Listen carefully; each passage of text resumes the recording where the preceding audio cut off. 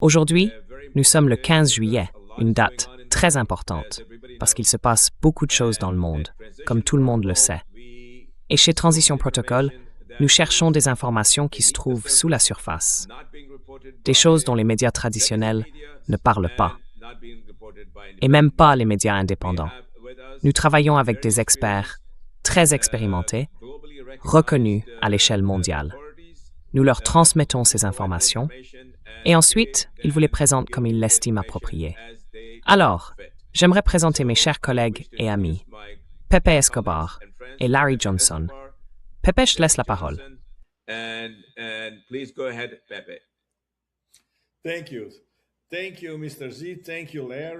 Merci. Merci, Monsieur Z. Merci, Larry. Et merci à vous tous, notre public international. Bon, allons droit au but. À ce stade, il y a 3 points absolument essentiels autour de ce qu'on pourrait appeler peut-être la mort totale du chat Moo, déjà dans le coma depuis un moment. À moins qu'il ne ressuscite, comme dans un de ces thrillers américains bien sanglants, le chat pourrait toujours revenir à la vie. Mais pour l'instant, ça semble très très difficile. Bref, passons à ces 3 points vraiment essentiels. Et ensuite, on pourra lancer une discussion entre nous, en envisageant la possibilité dans les prochains jours de remettre un certain dialogue sur les rails.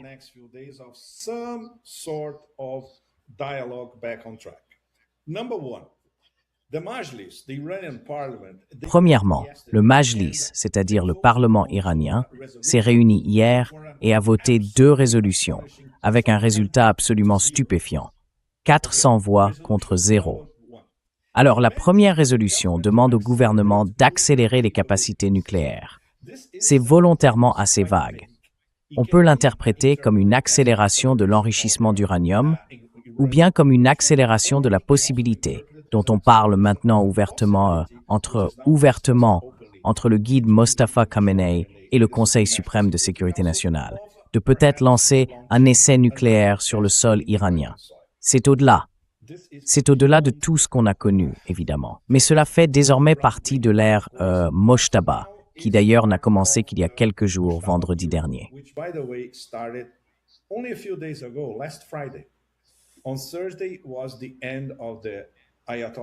Jeudi a marqué la fin de l'ère de l'ayatollah Ali Khamenei en République islamique, et l'ère de Mojtaba a commencé il y a seulement quelques jours, vendredi. Il y a de nombreux signaux, et je dirais même des fuites soigneusement orchestrées, qui laissent penser que l'Iran pourrait sérieusement renforcer sa stratégie de dissuasion. Deuxième point, et c'est en parallèle, Islamabad et Doha, donc le Pakistan et le Qatar, ont recommencé à dialoguer. Cette fois en se positionnant comme médiateurs. Et c'est ce qu'ils espèrent. C'est ce que les médiateurs pakistanais et qataris attendent.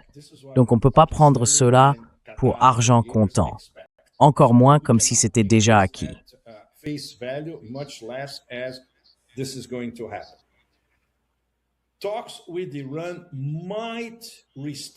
Les discussions avec l'Iran pourraient reprendre entre les Pakistanais et les Qataris ce dimanche ou dans les prochains jours. Ça ne veut pas dire bien sûr que le protocole d'accord va repartir comme avant. Non, ça veut dire que Islamabad et Doha vont essayer de convaincre l'Iran de revenir à la table des négociations.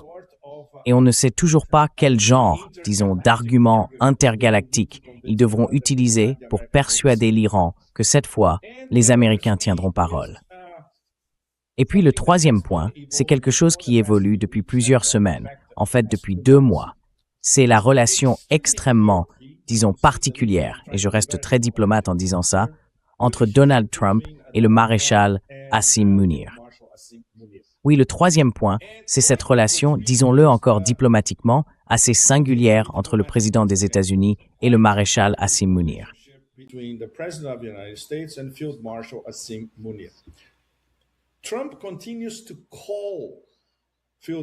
Trump continue d'appeler directement le maréchal Asim Munir. C'est une relation où chacun peut décrocher le téléphone et joindre l'autre. Et la réponse est immédiate. Ce genre de lien avec Trump, c'est très rare. Parmi les quelques acteurs étrangers de tout premier plan capables de faire ça avec lui, il y a justement Asim Munir. Mais dans ce cas précis, Trump appelle le maréchal dans un état que je qualifierais de désespéré, d'une manière très pragmatique. Il essaie d'influencer, ou plutôt de suggérer assez directement à Munir s'il peut trouver une issue, une sorte de porte de sortie, après que lui-même, Trump, a fait exploser le protocole d'accord. Au moins 9 ou 10 points sur 14, non? L'idée, c'est de relancer les négociations, mais d'une façon qui n'impliquerait pas pour Trump ce qu'il percevrait comme une humiliation personnelle.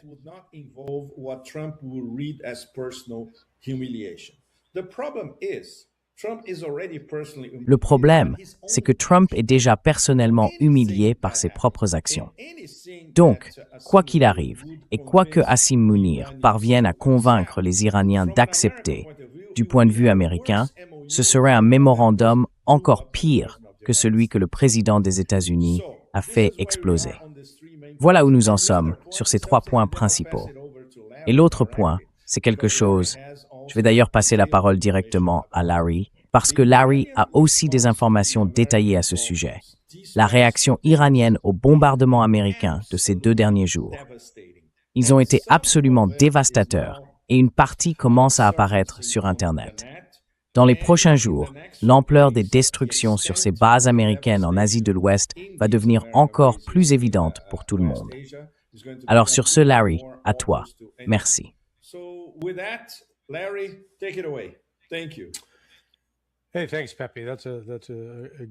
Merci, Pepe. Super introduction. Alors, commençons par souligner que les États-Unis sont de nouveau en posture de guerre.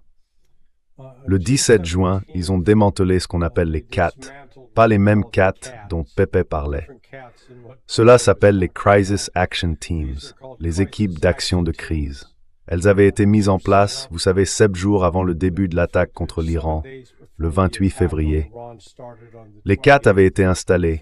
Ce sont des cellules de planification opérationnelle au Pentagone, au commandement central et dans d'autres structures dites de soutien. Elles fonctionnent 24 heures sur 24, 7 jours sur 7. Et le 17 juin, après la déclaration du cessez-le-feu, elles sont passées à un rythme de bureau de 9 à 17 heures, 5 jours par semaine, ce qui veut dire qu'elles ne planifiaient plus d'opérations de combat.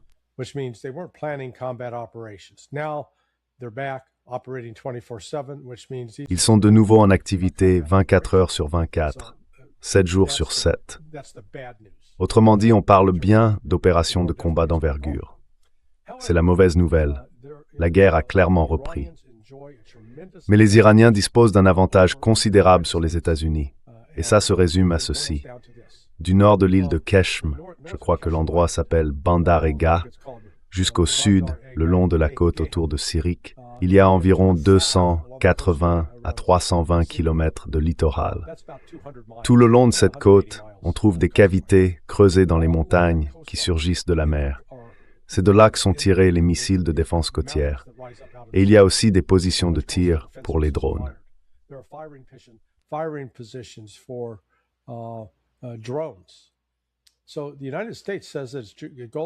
Les États-Unis disent que leur objectif, c'est de réduire la capacité de l'Iran à attaquer des navires dans le Golfe.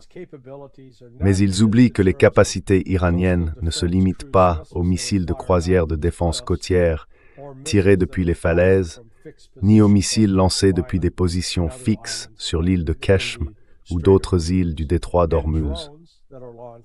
Il y a aussi des drones aériens déployés au-dessus du détroit d'Ormuz, mais pas seulement. Il y a aussi des drones sous-marins. L'Iran dispose de nombreux sous-marins capables de lancer des torpilles, de drones de surface et de navires de combat.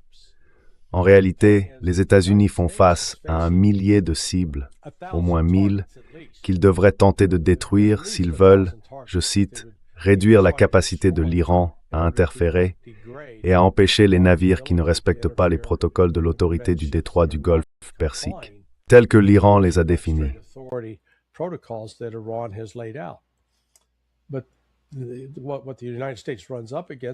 Mais ce à quoi les États-Unis se heurtent, c'est qu'ils n'ont ni la puissance aérienne, ni les missiles nécessaires pour mener à bien cette mission. En fait, ils pensent pouvoir détruire une série de lanceurs de drones. Et voilà qu'en 24 à 48 heures, l'Iran en produit toute une nouvelle série. Autrement dit, c'est un peu comme le supplice de Sisyphe. Il pousse sans cesse le rocher vers le sommet, pensant y arriver, et le rocher redescend aussitôt au point de départ. L'Iran, lui, se trouve dans une situation tactique et stratégique complètement différente, une situation qui joue en sa faveur et au détriment des États-Unis.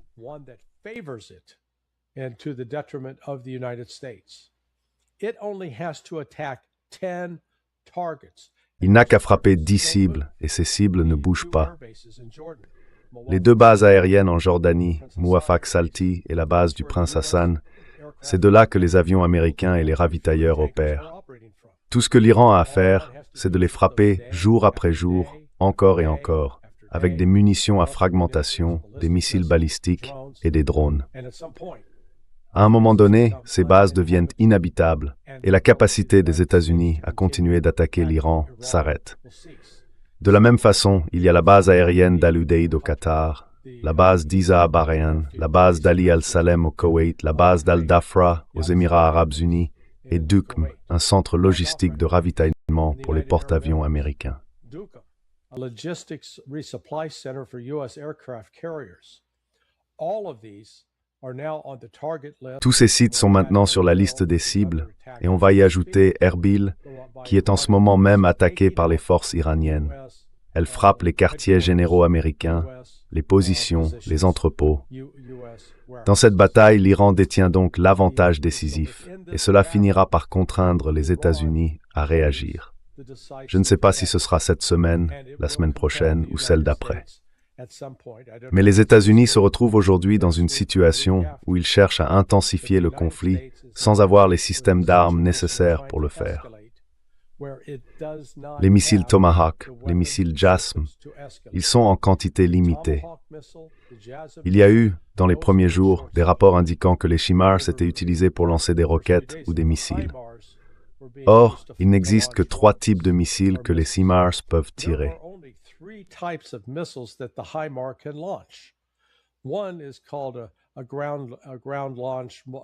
L'un s'appelle un système de roquettes à lancement terrestre multiple. Sa portée est d'environ 420 km, donc il n'est pas utilisé. Si on tire depuis Bahreïn ou le Koweït, ça n'atteint même pas le territoire iranien. Il reste donc l'attaque MS. Alors l'attaque MS, ça semble bien, sauf que si on tire depuis Bahreïn, la distance jusqu'à Bandar Abbas permet à peine d'atteindre la ville. Donc c'est limité, et en plus il y en a très peu. Ce qui nous amène au Precision Strike Munition, le tout nouveau missile censé remplacer l'attaque MS. Et devinez quoi? Pour l'exercice budgétaire 2026, Lockheed Martin en a produit un total de 56. Je répète, 56. C'est avec ça qu'ils tirent sur l'Iran. En une semaine, ce sera fini. Facile. S'ils en tirent 7 par jour.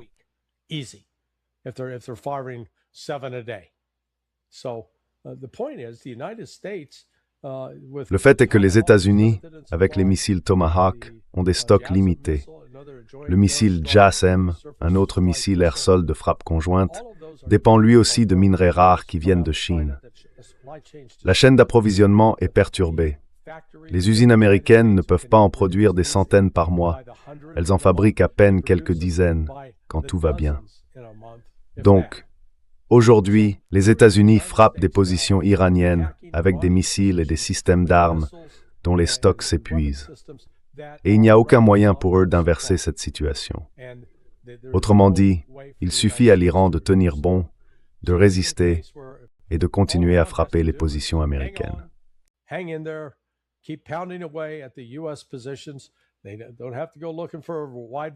Ils n'ont pas besoin de chercher une grande variété de cibles. Ils ont juste besoin d'en atteindre 10. Si vous pouvez en frapper 10, jour après jour, encore et encore, vous arrivez à un point où les États-Unis ne peuvent plus soutenir cette opération et chercheront désespérément à rouvrir des discussions pour relancer le protocole d'accord. Mais je pense qu'à ce stade, et ça renforce ce que disait Pepe, le peuple iranien en a assez. Et les slogans qu'on a entendus à Qom, qu'on a entendus à Mashhad, c'était « Antakam, Antakam »,« Vengeance, vengeance ». Ils ne veulent pas de négociation. Ils ne veulent pas de compromis. Le peuple iranien veut la vengeance. Il veut que les États-Unis payent pour le sang des martyrs.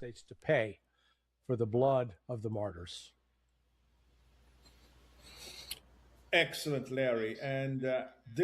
Excellent, Larry. Et ça correspond parfaitement aux informations qu'on reçoit. Trump nous appelle désespérément depuis 1 an, sans arrêt, pour essayer de trouver une porte de sortie. Parce que, visiblement, quelqu'un au Pentagone lui a peut-être expliqué ce que tu viens d'expliquer à tout le monde, mais dans une formule typiquement trumpienne qu'il pouvait comprendre. Tu vas manquer d'armes en quelques jours, même avant d'épuiser les réserves stratégiques de pétrole. C'est ce genre de langage que Trump peut comprendre, non? Monsieur Z, vous voulez ajouter quelque chose? Ou vous voulez préciser un point? Bon, moi je voudrais clarifier quelques éléments.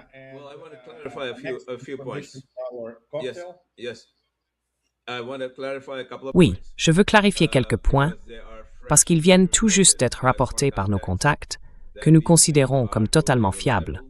Le Majlis s'est réuni après de longs mois, d'après ce qu'on m'a dit. Ils se sont réunis hier soir, heure locale, et ils ont adopté 2 résolutions. On en a parlé au début. Oui, mais le vote a été de 400 contre 0.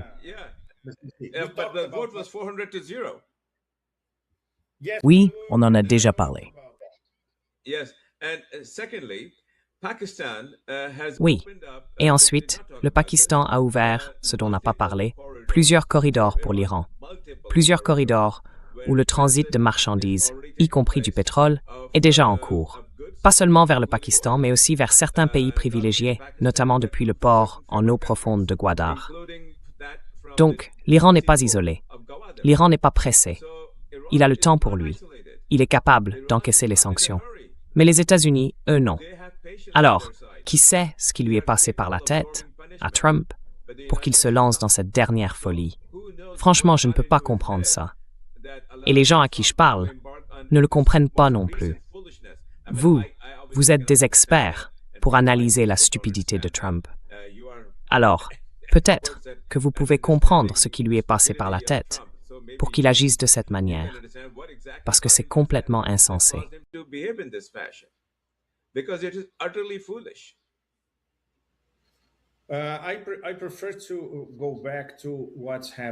Je préfère revenir à ce qui se passe à Téhéran, avec Mojtaba au pouvoir, qui consolide le début de sa nouvelle ère. Le fait est que sa compréhension initiale du protocole d'accord était tout à fait juste. Et c'est quelque chose qu'il a dit il y a seulement quelques jours, avant de déléguer la décision d'engager le dialogue autour de ce protocole. Il a confié cette décision au Conseil suprême de sécurité nationale, à condition qu'il dispose d'une majorité solide. Mais il a précisé, au sein de son cercle le plus restreint, que ce n'était pas sa priorité. En clair, il n'a jamais cru que le protocole serait respecté par les États-Unis, ni que les engagements américains seraient tenus. Sur ce point, il agissait en fait comme son père. Khamenei, à maintes reprises, en public comme en privé, a toujours affirmé qu'il était absolument impossible de négocier avec les Américains.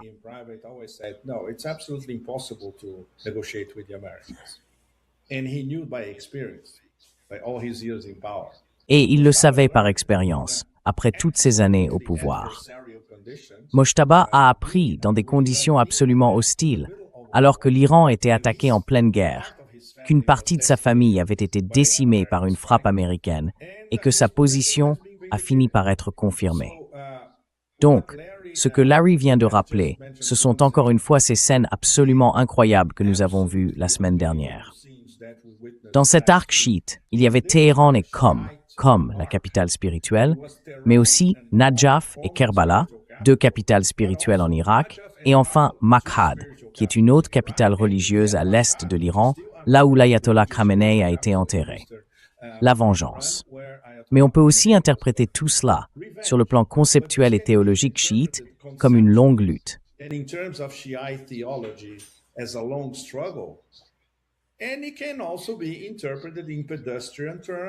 Et on peut aussi l'interpréter de façon plus simple. Oui, on a mis une marque claire sur vous, et quelque chose va arriver à ceux qui nous ont attaqués le 28 février. Donc, on peut comprendre ça de plusieurs manières. Mais le plus important, c'est que les décisions de Mojtaba tiennent compte du verdict de la rue. Et là, on parle de 40 millions de personnes. C'est du jamais vu dans l'histoire moderne, peut-être même depuis des siècles. Cela va donc orienter les prochaines étapes de la résistance iranienne, disons pour les 10 prochains jours environ, en partant du principe que les bombardements américains vont continuer, comme Trump le répète chaque soir, et de façon très intense, jusqu'à ce qu'il n'ait plus de munitions.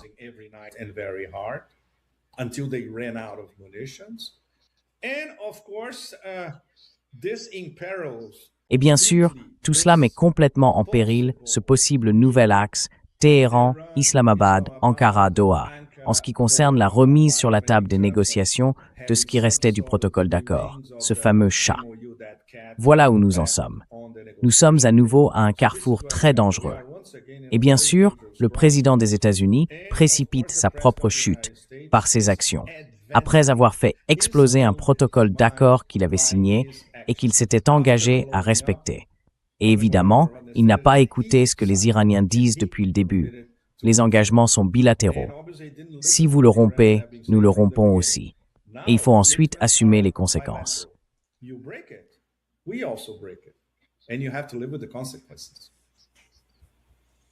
Yeah, and what we're looking at here now. Oui, et ce qu'on observe maintenant, c'est que l'Iran a déjà posé 2 conditions par le passé. Ils ont dit que si les États-Unis poursuivaient ces attaques, ils fermeraient le détroit de Bab el-Mandeb et retireraient leur participation au traité de non-prolifération nucléaire. Ces derniers jours ont été intéressants, après l'attaque saoudienne sur Sanaa, sur l'aéroport de Sanaa, et la réponse immédiate des Houthis, qui ont riposté contre 2 bases aériennes en Arabie saoudite. Les Saoudiens semblent avoir reculé, ou peut-être qu'ils pensent leur plaie, en essayant de comprendre quelle sera la prochaine étape. Mais le fait est qu'ils ont reculé. Ils ne poursuivent pas, ils n'intensifient pas les attaques. Et je pense qu'ils ont compris, oui, ils ont compris, que s'ils continuaient, les Houthis pourraient leur infliger bien plus de dégâts, notamment en s'en prenant à leurs installations pétrolières à Yanbu.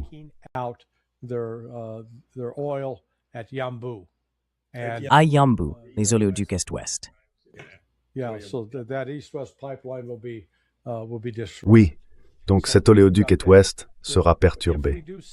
Voilà déjà un premier point. Si on voit le Majlis à Téhéran voter le retrait du protocole d'accord, alors je pense que ce sera le signe le plus clair que l'Iran a décidé que la fatwa d'Ali Khamenei ne s'applique plus. Que pour eux, la seule voie vraiment sûre vers la sécurité à long terme, c'est d'avoir l'arme nucléaire. Une arme qui pourrait défier, ou du moins tenir à distance, à la fois les États-Unis et Israël, et les placer dans une situation comparable à celle de la Corée du Nord aujourd'hui. Et je sais bien que ça va à l'encontre de beaucoup d'analyses passées des services de renseignement. Mais je pense que la situation a changé, comme l'a d'ailleurs souligné le professeur Marandi dans ses échanges récents avec des gens dans la rue.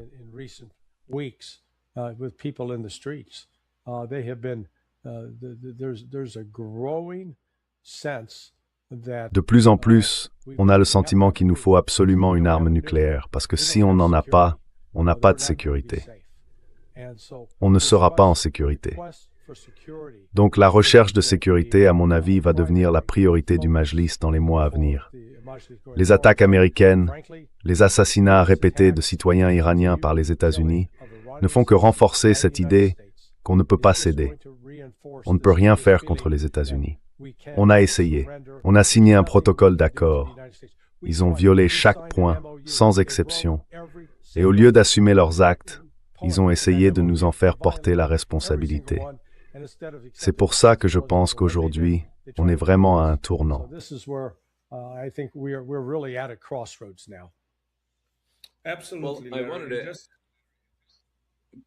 Absolument.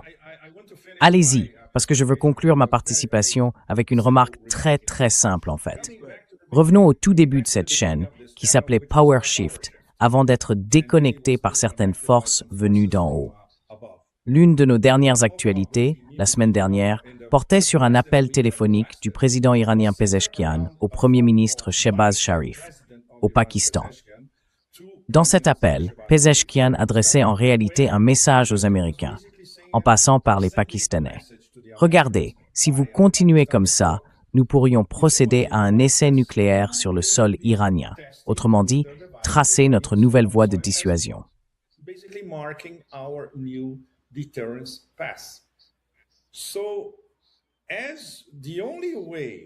Donc, la seule façon pour Mustapha de vraiment marquer cette nouvelle ère, dans des circonstances aussi extrêmes, et sachant qu'il bénéficie du soutien de pratiquement toute la population iranienne, c'est de dire d'accord, révoquons enfin la fatwa originale de l'ayatollah Khomeini, la fatwa de mon père. Bien sûr, il ne le formulera pas comme ça. Et évidemment, on entre dans une nouvelle ère de dissuasion, parce que c'est la seule manière pour les Américains de comprendre que nous sommes vraiment, mais alors vraiment déterminés à préserver notre souveraineté et notre indépendance. Et une chose est sûre, tout le Sud global comprendra la position iranienne si la situation devait se durcir.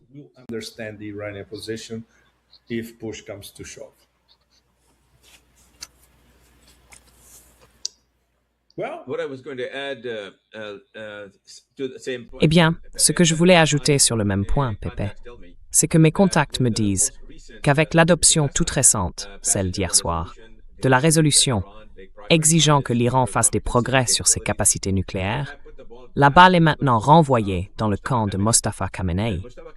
Et Mostafa Khamenei, avec son cercle très très restreint, sont désormais les seuls à pouvoir décider s'ils vont effectivement faire ce qu'ils avaient indiqué à Pezeshkian il y a environ 2 semaines, avant que le protocole d'accord ne soit finalement rédigé, signé et transmis sur notre canal par le ministre pakistanais des Affaires étrangères Ishaq Dar, directement à Marco Rubio. Ensuite, il y a eu des avancées sur ce protocole. On me dit que si la situation continue à s'envenimer, si l'escalade actuelle se poursuit au-delà de dimanche, la date repère, le Pakistan et le Qatar vont entamer des discussions très intenses avec leurs homologues iraniens. Ils viendront avec tout ce qu'Asim Munir a entendu de Trump en privé, à savoir « S'il vous plaît, sortez-moi de cette situation ». Et ils verront si l'Iran est prêt à écouter. C'est ce qu'ils vont évaluer ce dimanche, pendant le week-end.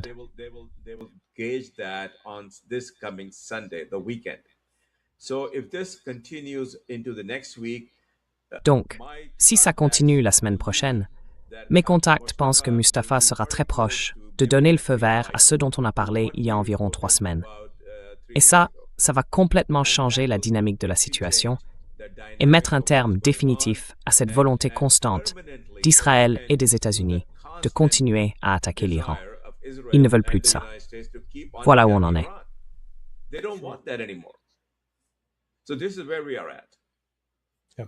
Absolument. Larry, tu veux conclure?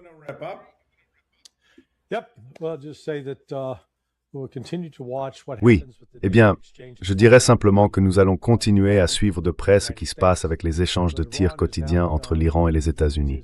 Mais l'Iran va rester, disons, dans ce rôle de représailles. Quand les États-Unis frappent, l'Iran riposte, et il riposte plus fort. Et la réalité, c'est que les États-Unis ont moins de capacité à encaisser ces coups que l'Iran. Donc, les États-Unis ont commis une erreur fatale en rejetant et en ne respectant pas le protocole d'accord. Pour ma part, je prédis que l'Iran ne reviendra pas à la table des négociations, à moins d'avoir une garantie ferme, solide comme le fer, que lorsque les discussions reprendront, les avoirs gelés seront immédiatement débloqués et transférés, pas à une date vague dans le futur.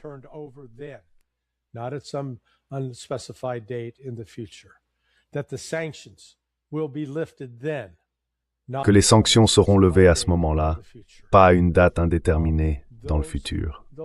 Ce seraient là les 2 points essentiels.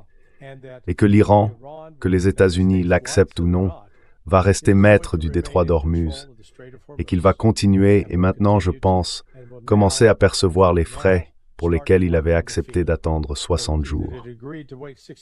L'autre chose qu'on a sans doute oublié de mentionner, c'est ce que ferait le Hezbollah. Parce que le Hezbollah, lui, a respecté le protocole d'accord.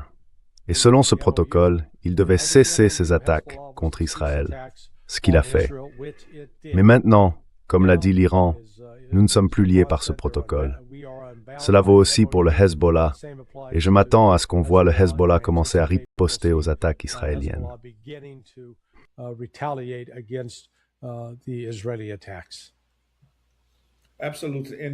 Absolument. Et je dirais même que pour couronner ce gâteau déjà bien explosif, la carte Bob Almambeb n'a même pas encore été jouée. Oui, Oui, c'est en réserve. C'est une réserve d'escalade de la part de l'Iran, et les États-Unis n'ont absolument aucune solution à ça. Donc je n'ai aucune idée de ce qui va se passer.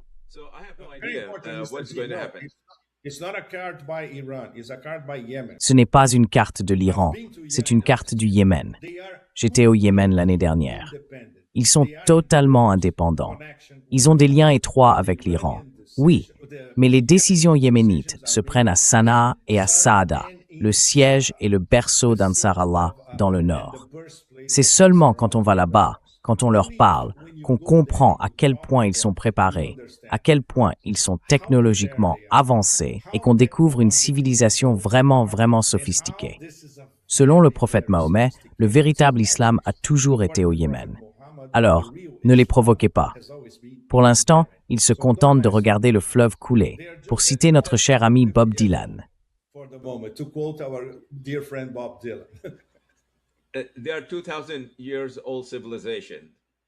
C'est une civilisation vieille de 2000 ans.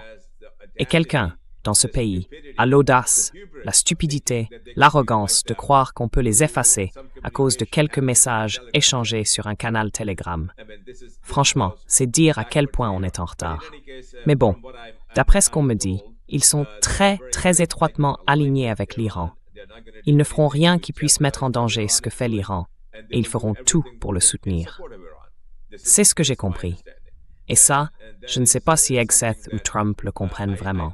Alors, avant qu'on conclue pour le week-end, en espérant qu'il ne se passe rien de pire d'ici là, quelle est ton estimation, Pepe, sur la façon dont tout ça va se résoudre?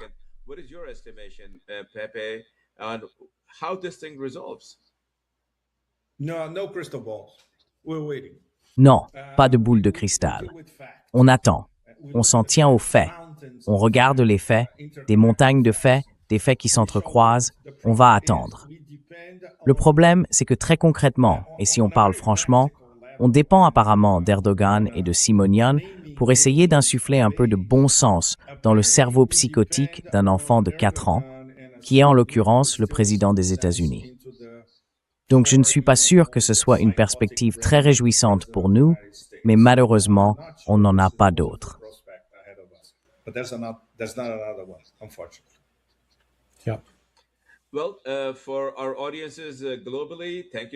Eh bien, à tous nos auditeurs dans le monde, un grand merci pour votre soutien.